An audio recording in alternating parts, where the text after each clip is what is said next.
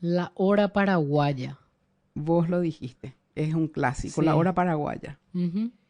Bueno, es un poco no prever, es la falta de previsión muchas veces, ¿verdad? Porque cuando uno tiene un compromiso debería de prever y de salir, calcular cuánto tiempo puede tardar en el tráfico, en fin, que pudiera ocurrir algún percance, alguna cosa. Uno tiene que tener todo más o menos en cuenta de modo a no llegar nunca tarde a un compromiso, ¿no? Ujú. Y esto se da muchísimo, por ejemplo, en los consultorios, Arami, Ujú. pero no es culpa del paciente muchas veces. Sí, Es en el consultorio los atrasos son, pero de lo más normal, ¿verdad? Uno tiene totalmente. marcada una hora, ponerla a las 16 horas y a lo mejor es atendido a las 17, ¿verdad? Ujú. Muchas veces ocurren, me imagino que ocurrirán algún imprevistos, situaciones que no estaban en los cálculos, Sí. pero esos atrasos suelen ocurrir y con mucha frecuencia. Muy pocas veces se Mm. cumple, porque generalmente dan entre 15 y 20 minutos dependiendo de, Sí, de los médicos, ¿verdad? sí, Del paciente, o de la especialización, más o menos 15, 20 minutitos y uno va contando con eso, ¿verdad? sí. Entonces, en ese caso también, si uno tiene otro compromiso después de eso, ya tiene que calcular bien nomás que Tómate la tarde para el vamos doctor. a tardar, sí.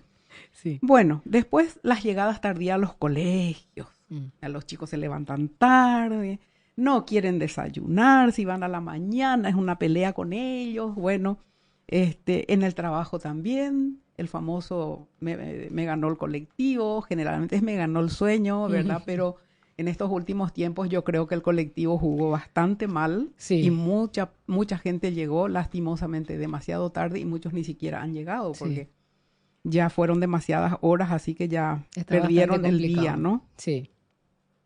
Los encuentros entre amigos también. Mm. Los famosos encuentros entre amigos y se van llegando de a poco, y está el superstar que hace su entrada triunfal a última hora, Cinco ¿no? minutos antes que Ah, no, termine la reunión. así mismo. Y bueno, también las misas, empezó la misa y la gente va llegando, Sí, y como decís vos, ya faltando 5 para el final de la misa, sigue llegando gente, sí, ¿no? Y es molestoso porque uno siente que va entrando gente y uno se desconcentra, sí, ¿verdad? Entonces uno trata de seguir la línea de la misa, ¿verdad? Y uno se distrae, quiera hacer o no, ¿verdad? Y sí. ni qué hablar de los espectáculos. Un clásico. Marcado en el programa, en la publicidad, en fin, en todas partes el horario de inicio. Ponerle que va a empezar a las 20 y 30 un espectáculo.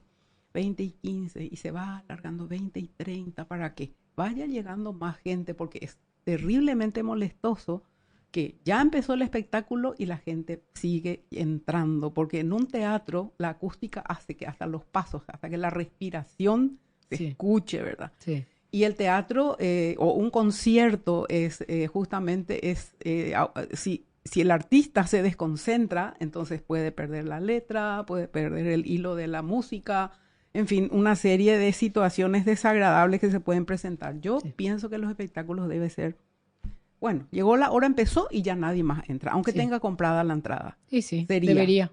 sería, ¿no? Sí. Sería lo ideal porque para mí es de muy mala educación seguir entrando Ujú. a mí. Es muy molestoso. Bueno, y en esas situaciones y circunstancias se da la clásica hora paraguaya. Y Sí. siempre es el comentario, ¡ah! Hora paraguaya boínico. Mm.